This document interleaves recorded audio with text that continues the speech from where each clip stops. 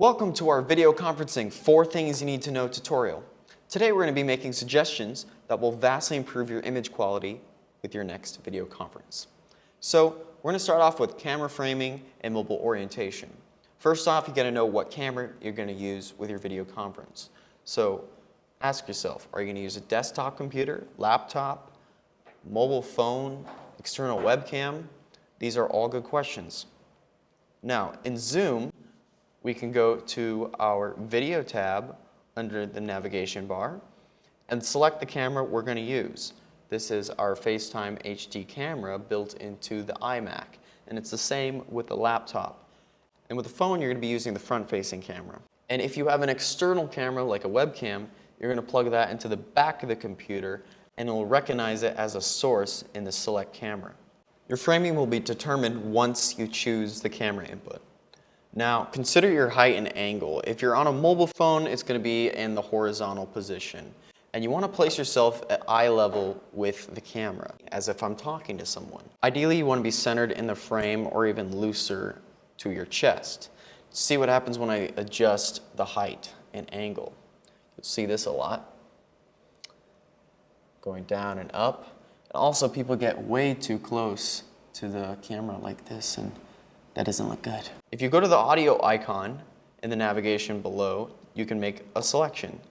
You have a lot of possible options with audio. First and foremost, the built-in microphone and speaker. And this works well in a quiet, uninterrupted room. An earbud set also works well too because it has a microphone and it has an audio jack that can plug directly into your computer. And then you could also listen to the other participants well at the same time. A good external microphone will improve the intelligibility of your voice. Let's listen to all the microphone options. Now I have my Blue Yeti microphone selected, and I have my speaker selected as my headphones. Now, headphones works great because then you could also listen to people better, but you could also use the system setting, which is basically the speakers on your computer. So now I have my iPhone with my earbuds set. What's good about this is that the microphone is closer to my mouth, so it picks up my voice better. Now I'm using the audio from the built-in internal microphone of the computer. Besides the good framing and all that, one of the most important things is image quality and lighting, making sure that you're not too bright and not too dark, and that people can see you. Now, one of the most common sources of light is the sun, so open up a window and cast some light onto your face. Another lighting option is indoor lighting. Ceiling lights, lamps, anything that you can position towards your face to illuminate yourself will help. Battery or wall-powered lights like a ring light casts a nice, soft, even light that reduces the shadows and makes you look better. So let's demonstrate all the lighting options. So I'm basically starting from scratch. I have basically no lights on in the room right now, and as you can see, it's pretty dark. So I'm going to turn on the ring light first. It's positioned right in the center of the computer, and it's casting a nice, soft, even light on my face.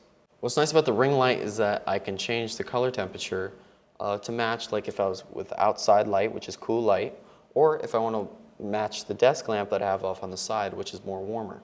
So I turned on the desk lamp, and the desk lamp is coming off from an angle, casting light on only one side of my face. And I can't really move it any closer because if I do, it'll get really bright and overexposed on my face. So I can't really move it that much. But if you're able to position the light as center as you can to fill as much as possible. Now the other thing is sunlight. Whatever you do, do not shoot towards the sun. As you can see right now, the sun is behind me. It's not illuminating anything in front of me. It's just backlighting me and making me look like I'm coming down from heaven. So if you're shooting in the sunlight, make sure that you're actually shooting in a way that the sun is casting on your face and not behind you. So basically just do the reverse. Right now, the sun is pointed directly at me, or you could have the sun come off from the side, and I can use another source of light to fill in the other side of the face. Last but not least, have a background that looks nice. Your background needs to be interesting. It needs to be clean. You could add props, but make sure that it's uncluttered and doesn't have things that'll distract you. make sure that you block out things that are unnecessary to see. Also make it interesting, not just a bare white wall. If a proper environment is just not available to you, then go to the video tab and we'll choose a virtual background. When you open the virtual background tab, you got to download a couple presets that come with Zoom. And you'll see that we're on none right now. Not only do we have virtual backgrounds that we can choose from, but you could also add an image or a video to put as a background. Now I'm at the Golden Gate Bridge. Honey, I Shrunk the Kids. Now I'm outside floating in space. Aurora Borealis. Now these are actual video backgrounds that move and loop. And now I'm 20 minutes down the road. I hope these tips are helpful for you guys. You can keep looking for more Akaku tutorials under our tutorial page at education@akaku.org. Akaku. This is how we stay connected.